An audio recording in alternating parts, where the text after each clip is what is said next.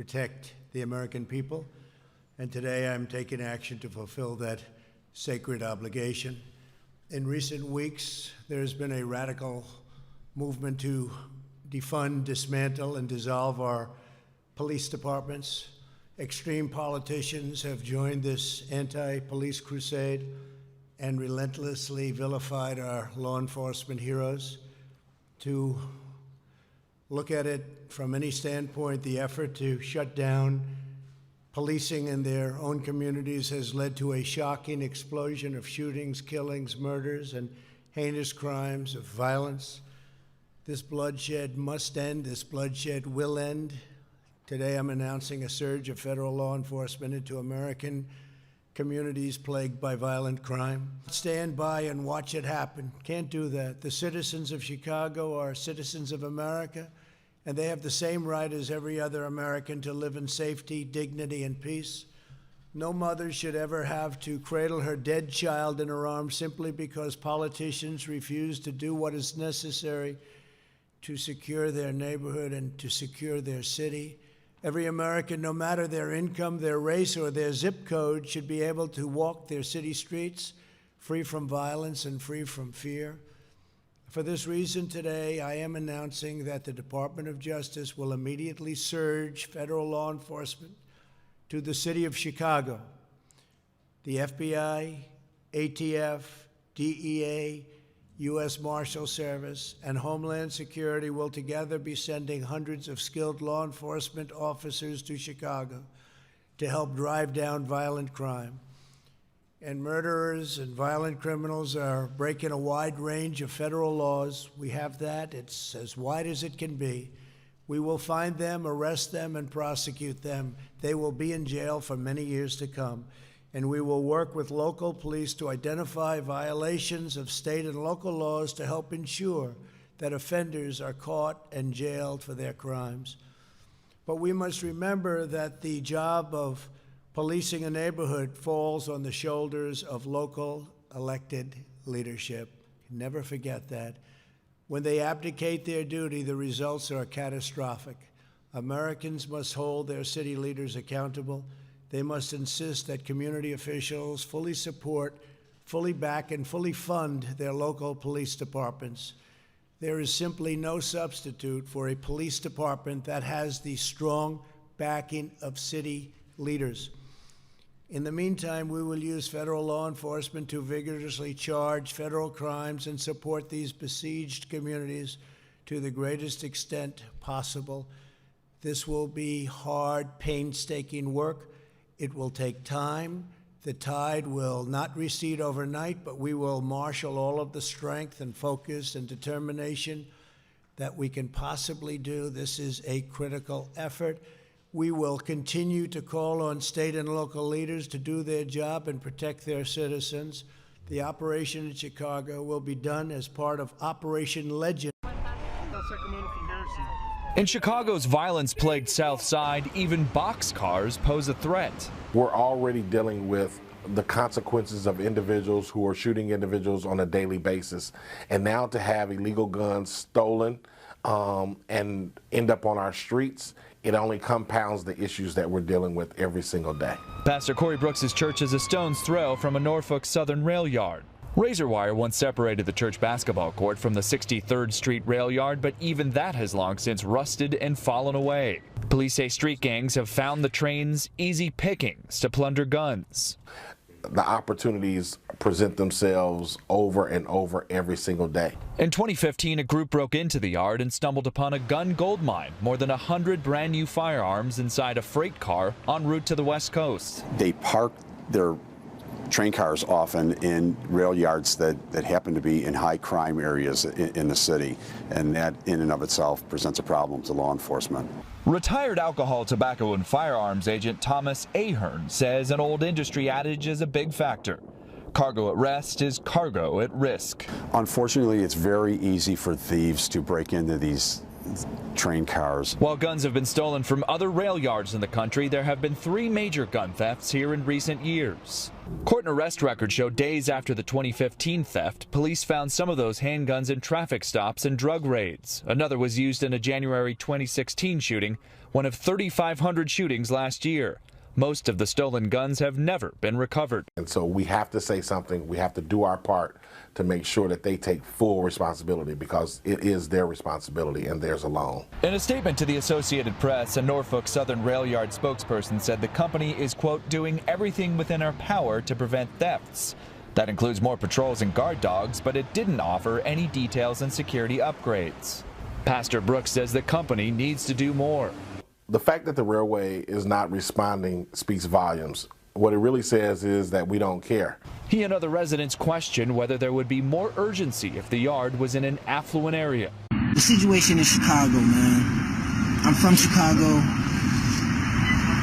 born and raised there. I ran those streets in Chicago and changed my life. But I want to kind of make people aware of some things that you don't know, because you never really been out there, then you wouldn't know it. And it's going to be hard to believe, but myself, for a fact, and several others that I ran with know this to be the truth. Growing up in Chicago in the early 90s, this same situation was happening. I've been in Chicago where a person came into my house and knocked on the door to come and get me early in the morning, 6:30 in the morning, and said, come with me, man. It's a crate of guns in the alley. And I got up and ran out there, and sure enough, there was a crate of guns. And during that time when we in it, you're not thinking about where did the guns just come from. You know, you never think about that type of stuff, like where did the guns come from and why are they here. But now that I'm older, I can kind of tell you that it's a diabolical plot. Nothing is stopped. The guns are still there. The guns are still being placed in these different strategic communities. It's a plan. It's not out in Bridgeview. It's not out in, Westmount. They're putting it in the hundreds for sure. Yeah, they're putting it on 55th. They're putting it in Inglewood. 6:30 in the morning, while older people that's at work, you sleep. You're not outside.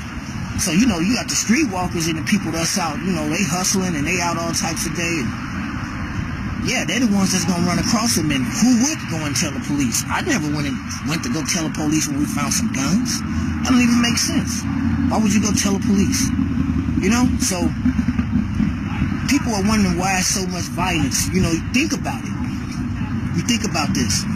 Okay, the police are locking people up constantly in Chicago every single day. They're taking guns off the street every single day, every day. So how is it that all of these guns just keep appearing? Where are all the guns coming from?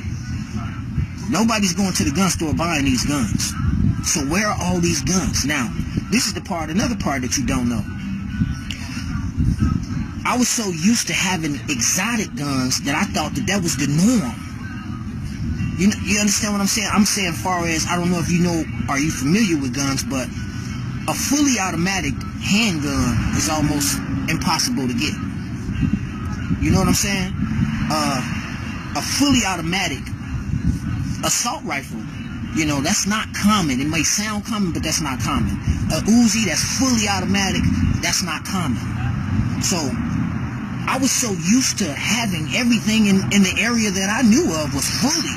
It shot fully automatic, fully. So me being 17 and 18 and in my 20s, I was so naive that I believed that's how all guns was. I seen so many different exotic guns on the street running around in different areas with the guys just running around. I thought that was the norm. So now I'm an older gentleman. I'm out here, I switch my life around. I'm living right, So now I'm clearing my name up and got my record sealed. And I'm going to the gun shop and I'm going to the shooting range, shooting like I'm supposed to. And I go into gun stores and I'm asking for certain guns and they looking at me like I'm crazy. Like I made that gun up. These are guns that I've seen several times in different areas that the gun store is saying, how would that be on the street? That's something that you would have to get specialized, customized. You see what I'm saying? But these guns are on the streets of Chicago. And my point to you is, yeah, we can't try to make an excuse for the kids out there shooting, and it ain't all kids, but we can't make an excuse, but I want you to look at the bigger picture. Where are they getting the guns from? It's not one or two areas. It's not one or two areas. It's everywhere. in the urban community, is what I'm telling you. They're not dropping them out there in Hillcrest. They're not gonna be out there. You check in them hundreds. You check on the low end. You check in the heart of the city, in the inner city. That's where they're dropping all the guns at. That's where all the killings is happening at. That's why a lot of innocent people are getting shot, stuff like that. Because of these guns. They got guns that they can't control. They shooting these guns, letting off, man, 100 shots, man, in 30 seconds. These guns are not being bought. They don't have no gun license to buy these guns. So where are they getting the guns from? That's the question. I'm telling you right now. They've been dropping the guns off in crates for years. They've been doing it. I seen it twice in my lifetime. I seen it in 1990, and then I seen it again in 1999. I seen it with my own eyes. You can believe it or not, but that's the honest to God truth. I went out, I seen the guns in the crate myself, and it went out through the whole area. Everybody got this one, grab that one. Let me get that one. I grabbed it. Everybody got it. And that's what they keep doing. That's how the guns keep getting on the streets. That's why the wars don't stop. You see what I'm saying? That's the part that people got to focus on. The gun control, how you gonna control something if you study putting it down there? That's propaganda when they saying this gun control, or we lobbying for gun control. You're not trying to control nothing when you study putting guns out there. They giving it to them. Now they want to give them the guns so they can catch them with the guns. Either they gonna kill somebody with the gun, then they get to lock them up, or they catch them with the gun and they get to lock them up. Either way, it's lose, lose, lose, lose, lose. You see what I'm saying? It's a business for them. It's a business. You know what I'm saying? It's like me wanting to sell a drug, but I got to get you hooked first. You know, it's a business for them. So the more people that they can catch with guns, or the more people that commit crimes with guns, they get to lock them up. To them, it's just a number. They don't care. They don't care who it is. But it's more of the African community that is, you know, we're the victims. And I hate that everything boils down to race and all of that. I'm not a racist, but the truth is the truth. And I'm just telling it how it is. You know what I'm saying? I go to Chicago all the time. But if I go out to Westmount, Illinois, where one of my good white friends live, and I go with him, it's a different community. It's a different community. Ain't nobody running around with no guns. Ain't nobody doing nothing. I go out there, I feel safe. As soon as I go where I grew up at, I'm not getting out the car without no gun, because I don't trust nobody, because everybody around here got a gun. Everybody got a gun. You hear that part? That's the part that matters. Everybody got a gun, from the 14-year-old on up. Everybody got one. They ain't even doing nothing with it. They just got one. Well, how do everybody got all these guns? Where they come from? Right back to that again. That's what I'm trying to tell you. The guns are being deliberately placed, strategically placed in certain communities to target certain individuals. Please pay attention. Please research it. Check it out. Ask some of the OGs who've been around, and they'll tell you the same thing, that I'm not lying. I'm just willing to expose it. I'm trying to tell you the truth. It's the truth. They deliberately placing guns in Chicago in different areas. That's why so much shooting. The kids, as a little boy, when you grow up, you want to be a cowboy. You want a gun in your hand. As soon as you get it, you're going to emulate what you're seeing that people in front of you doing. So as soon as you get your hand on that gun, you got an extension clip, an extended clip. Where all these extended clips come from? Where? Where do you think they come from? Just think about it logically. Where do all these automatic weapons come from that's doing all this shooting? Where do they come from? But nobody can go. Chicago don't got no gun stores. Think about that. There is no gun store in the city limits of Chicago. So where are the guns coming from? How do you get bullets? How do you get bullets? Because they dropping off bullets with the guns. That's how. Where they get bullets from? Okay, if I got guns, say I got the guns, where am I going to get bullets if it's not a gun store in the city of Chicago? That's what I'm trying to show y'all, man. Think about it logically. They don't want us to stop and think, because then if we stop and think, then we're going to be on point. You understand what I'm saying? So, hopefully, this will wake somebody up. Maybe you'll snatch your son up, or your nephew, or your cousin, and you'll talk to him, and you'll let him know it's a bigger picture than running around with these gangs, and that stuff ain't gonna last nowhere, you know. I was there. I came up out of it. Everybody won't be so lucky. But today, I just want to drop one to grow on y'all, man, that there is a plot. and there is a plan and a strategic. Welcome to the Crypto Teacher. And guys, I come back with that second video. We had Trump announce that basically they're going to be bringing the federal law enforcement into Chicago. Anybody that's read my book know that I advised what was going to happen. Now the fact is, guys, what they want to do is bring in the military state. So now let's go back to the beginning. Okay, we had the C word come up.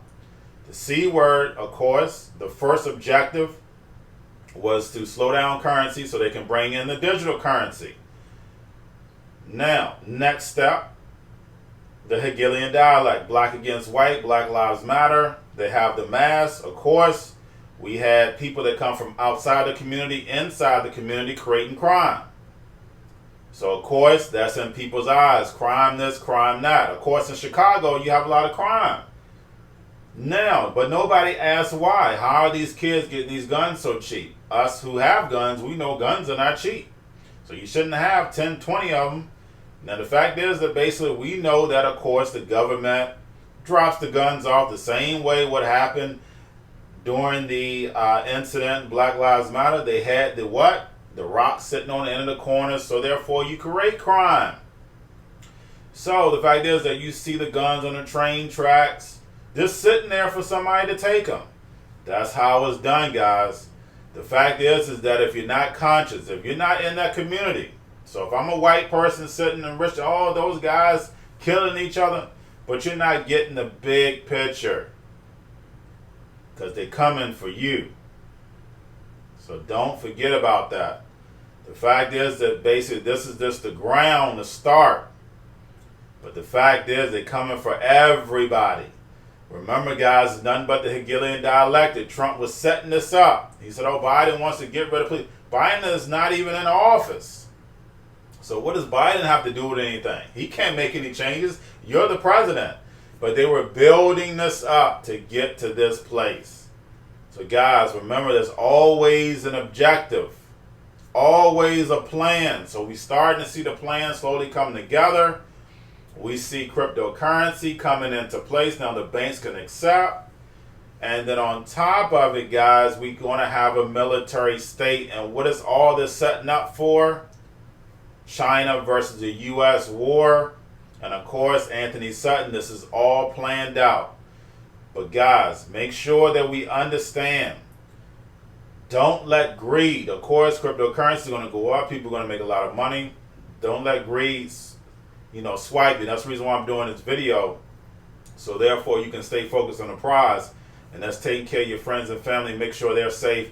Educating everybody about this situation because it's going to affect everybody. Y'all have a wonderful day.